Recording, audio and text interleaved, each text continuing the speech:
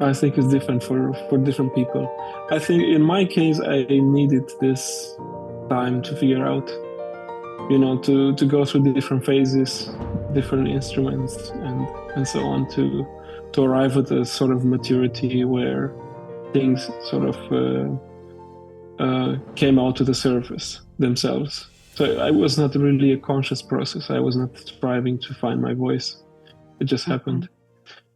But I've also seen people who have it from the very beginning, that Mhm. they are uh, so stubborn on that what they want that Yeah. they're able to sort out what they need in order to get there. Mhm. And I think that's a blessing that you are able to figure that out so early, and that you really know this is my way, this is where I want to go.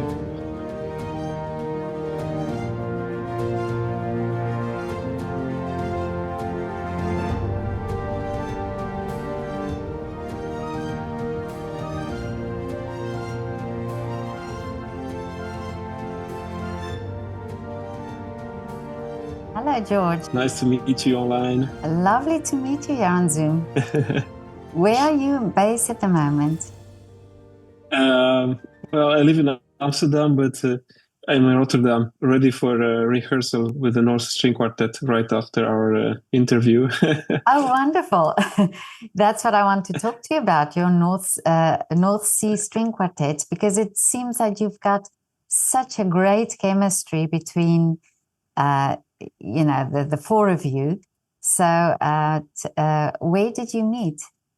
Well, I think the story is a little bit more intricate. I joined the North Sea String Quartet, the last one.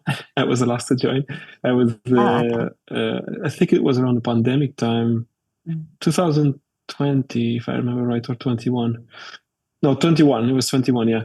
And they have met before in Holland. So Rotterdam is sort of the base of the Mm. quartet, and it was related to studying. Jana is So, Jana, our viola player. She's in Schiedam, so very close to Rotterdam, and she lived in Rotterdam for a while. Pablo, our violin player, he was also studying here in Rotterdam, and Thomas, he comes from Tilburg, that's in the south of Netherlands. He met them, and they were already playing uh, during their student years. And it happened that around the pandemic time, their other violinist, she moved to Berlin to um to to go more into solo playing and teaching, and they were looking for another quartet member. And it was funny because at the time I was into viola a oh, lot, but they needed a violin player. oh, I see. Yeah, and I was already playing with Iana. We had a different string quartet. It was more of an fully improvising string quartet, free improvisation, and I was very much looking for another string quartet as well to maybe to cover a bit more the jazz needs that I had. Okay. uh, and they did a very beautiful audition. They basically, especially for those times, they organized concerts. We were three people auditioning for the quartet, and we had two rehearsals each, and then three concerts each, paid concerts, and that was super Wow. nice to, Yeah. um, yeah, to just play. Basically, that was about playing and But being that's together and amazing. making music. Yeah, but that's amazing that they use the concert as an audition, because that's really what you need from a musician to be able to connect with you during a concert. Yeah, exactly. Yeah, and Mm. also to have enough time to feel comfortable and to um, yeah, to really make the music, like do it for the purpose of music, not to prove yourself. That it was, Yeah. yeah, and that happens when you play. Like you perform and then the music takes over Mm. eventually. But you said now you were more into viola. Did you play violin before? Yeah.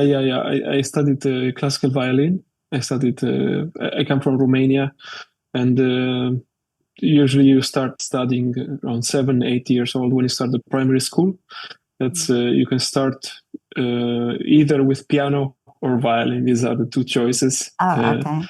for a music school, and it's quite a serious study. It was nice to be doing that, and yeah, it so happened that I started to play guitar around 12, 13 years old, like going to the park and with my friends and playing Beatles songs and starting there. Later on, I got into jazz with the guitar, and actually, I came to Holland to study jazz guitar in Really? Groningen and in Amsterdam.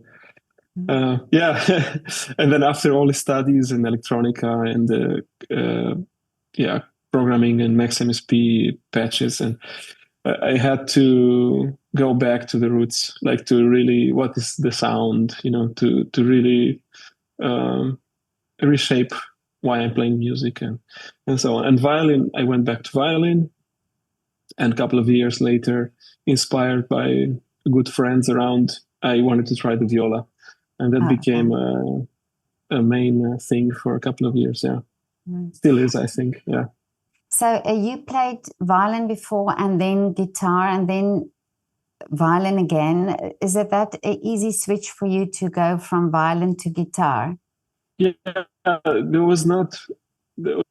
Um, Came at some point, and then while I was still studying violin, I was playing guitar as well. Oh, So yeah, I had 5 years of classical violin at the conservatory in Bucharest, and that's actually when the guitar also, really started to happen, because I started to play concerts on guitar and to get more into jazz. Way to get into jazz at that time for me. It was not really a switch. So you okay? So you said you did play guitar and violin and both at the same time, and so did you feel which instrument do you feel more comfortable with expressing yourself? That's a good question. I think violin and later on viola, but violin especially was always closer. And I didn't realize that because I was so much into learning more about the guitar, and I liked that it had a lower range of sounds, and that it was a harmonic instrument, that you could make all these chords. I was really into chords and harmony, which violin was sort of, missing.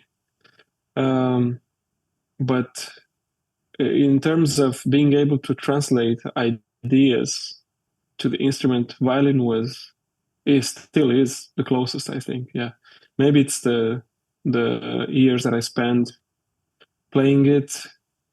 Maybe because it's more of a flexible instrument. It has a lot of nuances, a lot of colors.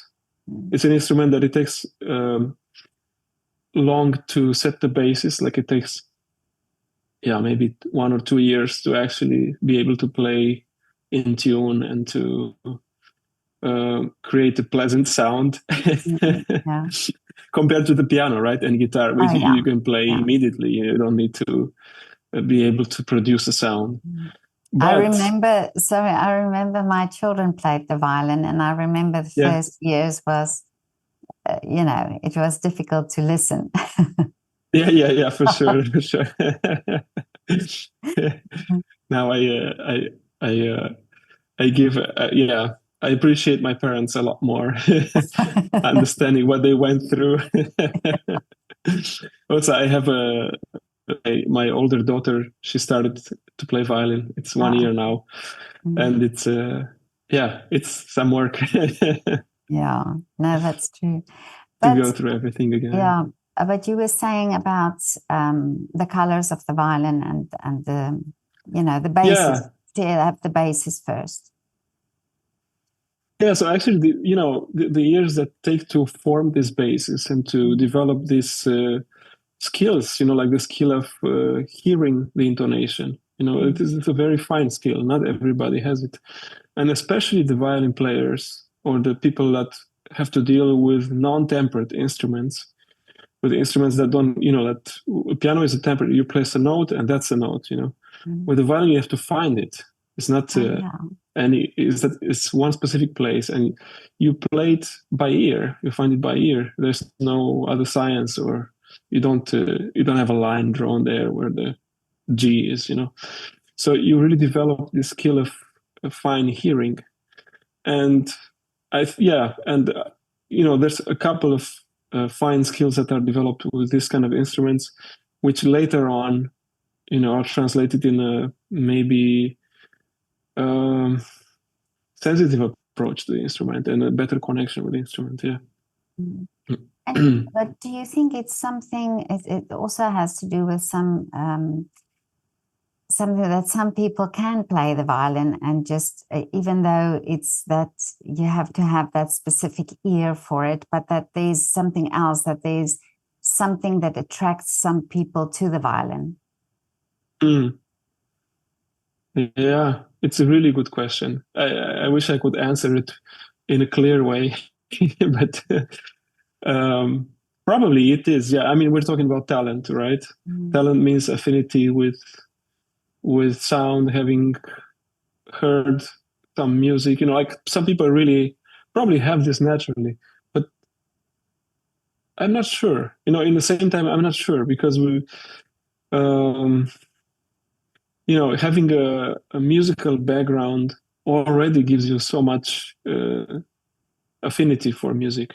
Okay. Like if you, I don't know. I'm just thinking now about older daughter. She already heard so much music until the age of 5 that for her, like some things were just natural to start playing violin, to identify pitches, So I think that also counts a lot, the background, what is around. If it's the same with art, like, if there's good paintings, I see your wall in the back, there is an affinity for understanding this, the quality of the design, of the form, of the colors, it's all there. And if they're in an early stage, there will be a response to that, whether that person becomes an artist or not, it doesn't matter, but the affinity will be there. That's true. And I think to become an artist, that's a different story, because that also requires will, I think. And I think there's no child that will practice violin at age 4 or 5 willingly, that's probably very rare, super rare, but there's a discipline required to be learned. I remember a ballet teacher once said to me, because my children did ballet, and she said there's a difference between pushing and motivating. Motivating them to come to class and pushing them to come to class, and I think that's also with music the same thing. It's finding that sort of not crossing the fine line, to get a child to practice. Yeah, that's so true. That's so true. And I guess especially with ballet, because it's such a specific art, that it's. I think ballet, I imagine, is quite close to classical violin. That there's a lot of technique required and ability, and so then it cannot all be from pushing. It has to have this motivation thing. Otherwise, there's no fun. Yeah, but you mentioned that your love for jazz came from playing the guitar, and I see also with the North Sea String Quartet, you do a lot of improvisation. So, do you think that playing the guitar with the violin gave you that sort of I would almost say be daring to start improvising or using the instrument not just to play the notes that's before you, but they really to have something from within. Yeah. Actually, yeah, it's with the I think with I remember listening to jazz. I think it comes from there, from what I heard, and there was jazz violin as well. Oh, okay. And jazz violin didn't ring a bell for me. I didn't like it. It Really? was what I don't like the sound of the violin. Like it's not like jazz violin. Now I mentioned really more traditional stuff, and maybe a way of playing that instrument that imitates the saxophone or the trumpet. And it's a very specific way. Now I think I appreciate it more, understanding the whole context and why is that. But I didn't like it in the beginning, so it didn't even cross my mind that I could improvise on violin. Really? It was just I wanted to play guitar, like that sound I wanted to have, and actually it was not hard to improvise on violin. Like, yeah, later on, I think after around the time that I was studying jazz guitar in Groningen, some people would ask me, but how about would you play a jazz gig on a violin? And I was trying out some things, but it actually came naturally to improvise on the instrument because I had the skill already and I had the knowledge of harmony from guitar. So that was not a long way. But I think what was super interesting is that I wanted to find my own way with improvising in violin. So I didn't have a role model. I just used the background that I had from jazz guitar and try to imagine the sound that I want to make on the violin. And that was a bit closer, I guess, to classical music or to the classical languages of violin. Yeah. But you talk about finding your own sound or finding the way that you wanted to sound. Many musicians talk about this, or artists talk about this, where they find that place where they understand what they want. Is that something that you think has to come with first playing, classical, having the technique and so on? Is it something that comes with just age, or the experience, where you have that sort of confidence to say, okay, this is the sound that I like. I don't care if somebody else finds it, the same that I do. I think it's different for different people. I think in my case, I needed this time to figure out, to go through the different phases, different instruments, and so on to arrive at a sort of maturity where things sort of came out to the surface themselves. So I was not really a conscious process. I was not striving to find my voice.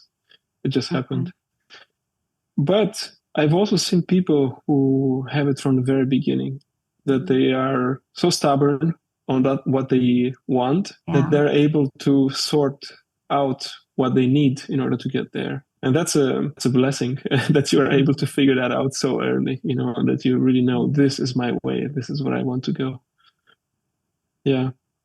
But it's a different process for everyone, I think. And I think just like the ballet lessons, it doesn't work with pushing, there has to be the joy of discovering, and the motivation has to come from curiosity, from wanting to discover, to see what else is there, and and it's like finding your own voice it's not an achievable goal, it's a process, I think. Oh yeah, I understand what you mean. Yeah, it's not a process. It's not a end, a thing that has an end. It's a constant process. Yeah. But you play with the quartet now. Do you also play solo? Yeah. I have. I think the main thing that I'm doing, it's a project called Monk on Viola, and it's a translation of Thelonious Monk's music to the viola and to my own language. It was a long-term project at a slow pace to digest his music, but I've been a big fan of what he wrote, and he's such a genius composer. Yeah, at some point I realized that this would be a really interesting combination to put this on the viola. Yeah.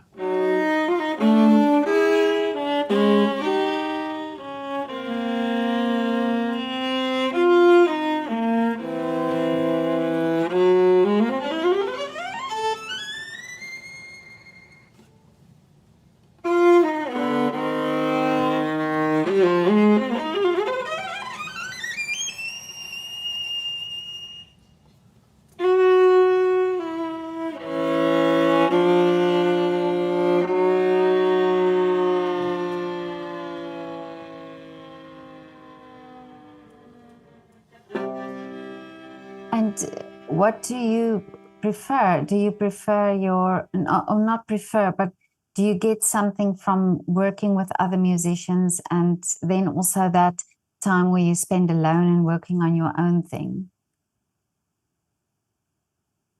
Yeah, for sure. Yeah. Yeah.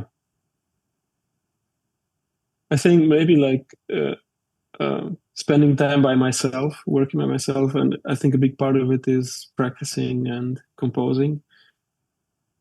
This is like filling up the bucket, Oh, and okay. performing and being with musicians is like emptying it, you know. Oh, And I there's a see. certain point where you can fill up the bucket, and you need to perform at some point too. Mm. And of course, I mean, playing with musicians also fills up the bucket in a different way because it's an exchange of ideas and inspiring each other. And I think it all happens in a context. I don't think I would be able to do anything just by myself. You know, everything is a matter of community and the influences around the music that you've been listening to as a child and so on. Yeah. So I think it's both are very important.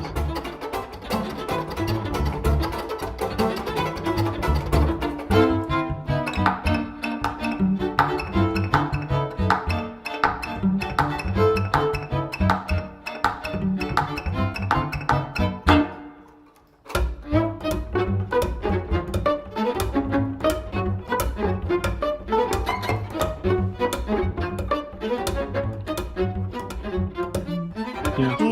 Do you see it overlapping? Do you see something that being in the quartet brings something to when you work alone and vice versa? Yeah, for sure. Yeah. Um, I'm trying to imagine now how it was before the string quartet, because Oh, okay. that was a specific language that got developed in the past years with the quartet, and that was wonderful because with the quartet we are a community in itself. You know, like four people is enough to have a big exchange of ideas and Yeah. inspire each other and to push each other.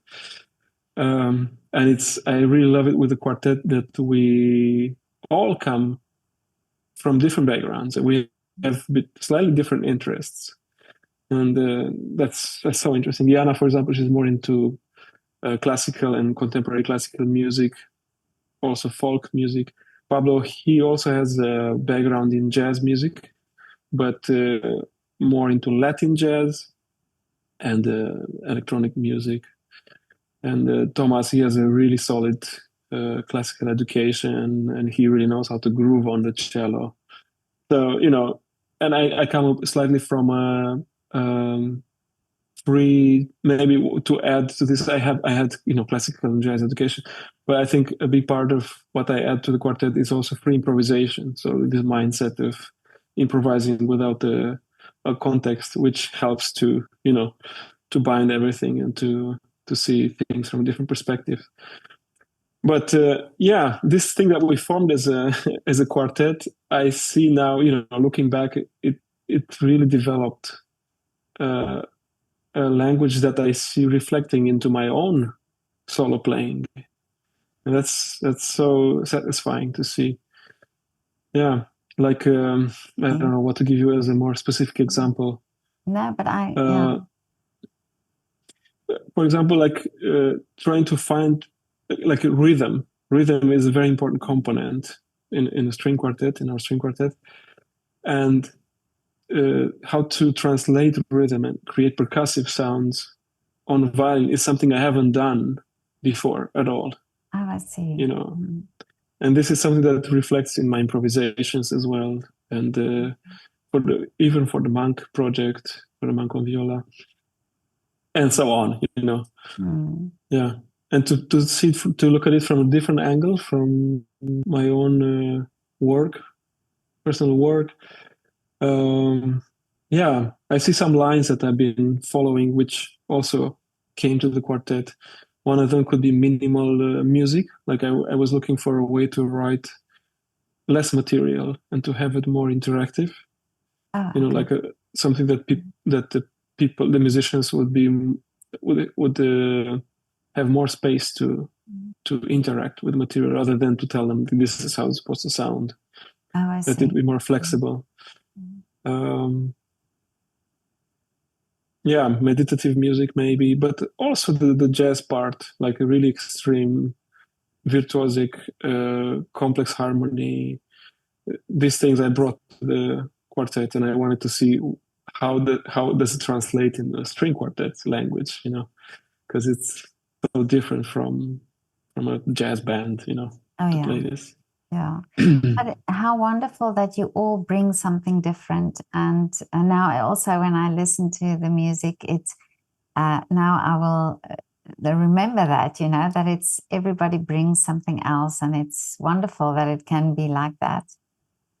Mm. Yeah, I think it's the album that we've made, Splunge. Oh, yeah. It's it's so clear, you know, like you can hear everyone's voice there. Like what are the interests, and yeah, and it comes out really nice. Yeah. But I thought I saw one of the videos on your Instagram or on the quartet's Instagram where you sat at the airport and you just took the instruments out and played. And I thought, hey, that's so amazing that you did that. You know, it looks so. This is where I thought you must have such great chemistry to be able to do that. You know, with confidence. Yeah, it took some courage though. There were two things, maybe courage, a bit of courage and necessity. Oh, okay. We were playing that evening. We were playing in Cluj in Romania, and we had a connecting flight in Krakow, and it was just the three of us without Tiana. Yeah, she was already in Romania at the time, and I had just put the night before. I put new strings on my violin. So with the new strings, what happens is that they go out of tune very fast, and you have to play them a bit until they become more mild sounding. They're a bit metallic at the beginning. So I had to take out the violin and retune it to Oh, I to see. Okay, to make yeah. sure that it's going to be ready for that evening. And then Yeah. I started to pluck a bit, and the bow and the other guys, Thomas and Pablo were like, "Shall we play a bit?" And then we started to jam a bit, and then Amazing. there were some people who complained because we were in the cafe. We Oh, said, I "Yeah, see. and then we went a bit on a corridor, a bit further. It was like this next to the window. There was a I little saw corridor that which one was as more well. silent, Yeah. and then we were just playing there, like our I can't repertoire, and I yeah." can't imagine people complaining. I would just love to see that. There was one person actually, and there were Oh, I actually see. quite some nice reactions. That people would come to us and film us and talk to us.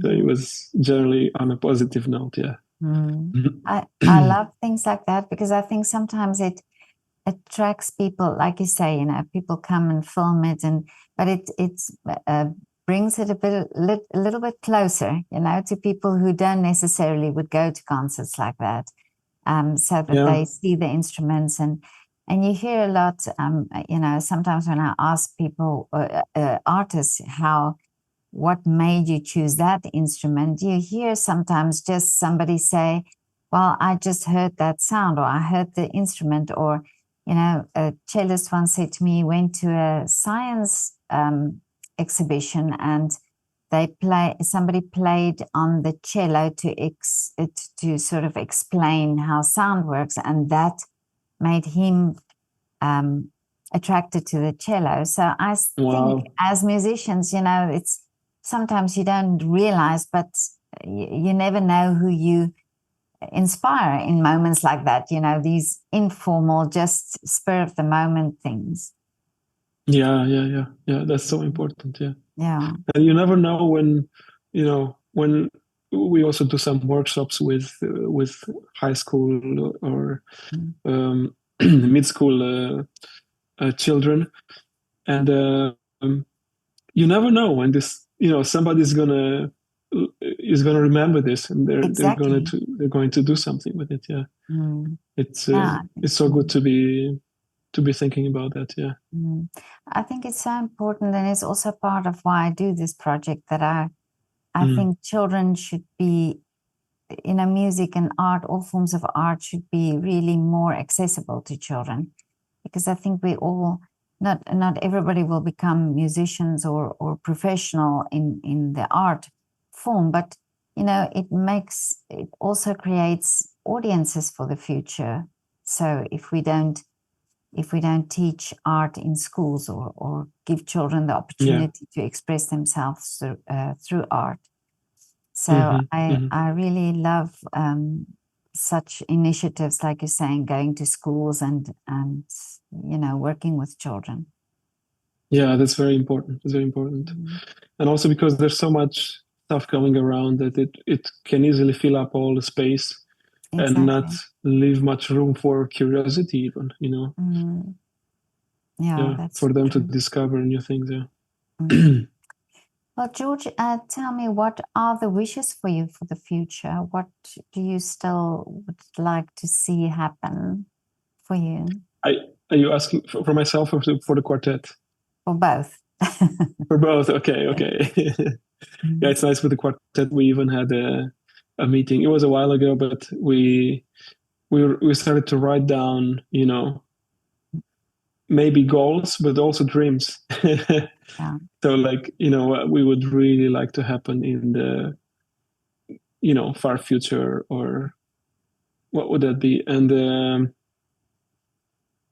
it just happened that a couple of days ago, we received an email from the booker of Ambros Akinmusiri, who's a quite famous trumpet player from the United States, amazing musician who I met before, and I really appreciate his music. And they asked us to do some concerts with them, with the North Sea String Quartet.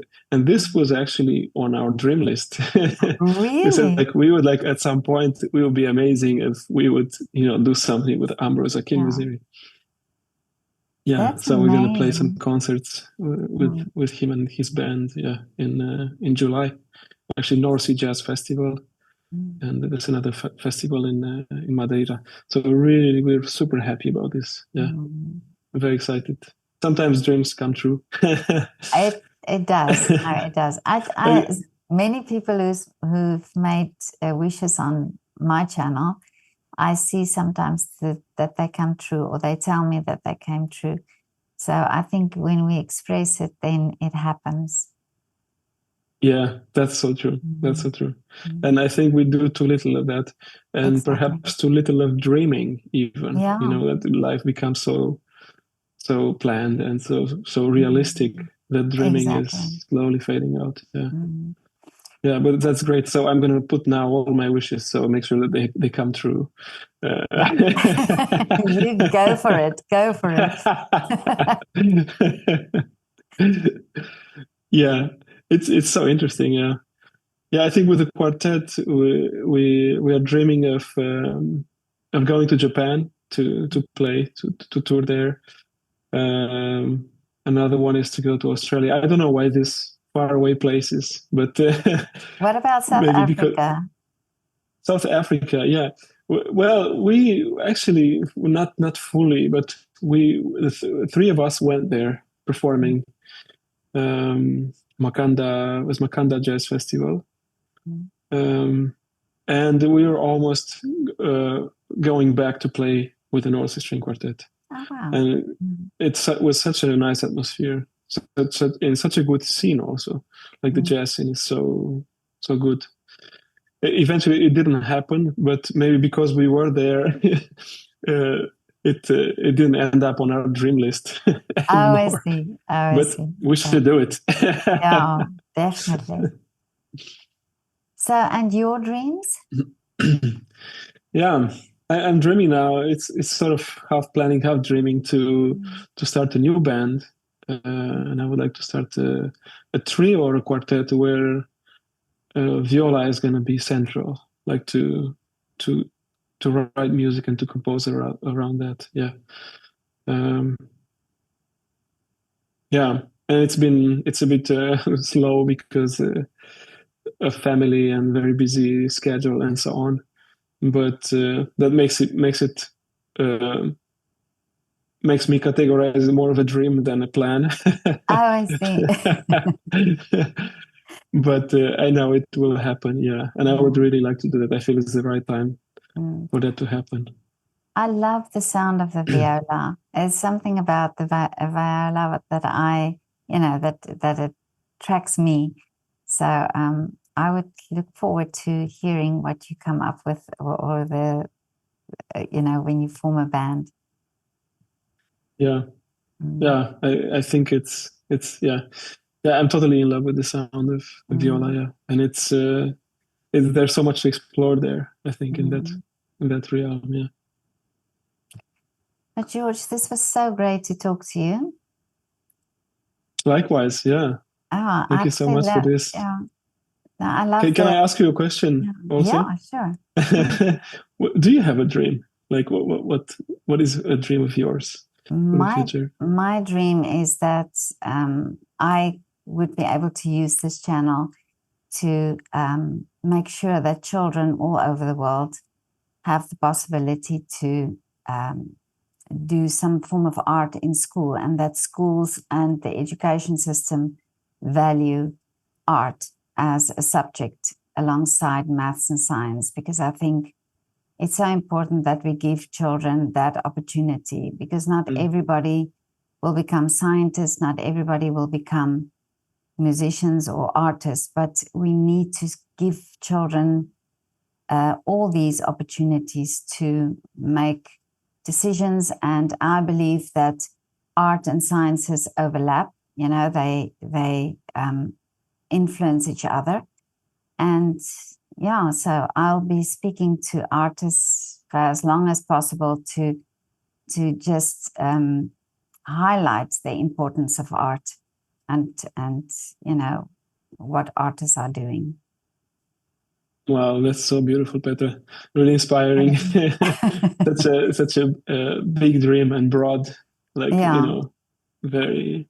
I know. Yeah, I know nice. it might not happen in my lifetime, but I'm planting the seed. That's what I'm doing. Yeah. It will happen because it's on your show, it's on your podcast here, so it has to happen. It has to happen. Even if it's one school that I can, even if it's just people just understanding the value of art, I think that is so important. So that's just that's just what I'm dreaming. But thank you for asking my dream. Yeah, it was beautiful. I'm happy I did. Yeah, no, thank you so much. I really appreciate it.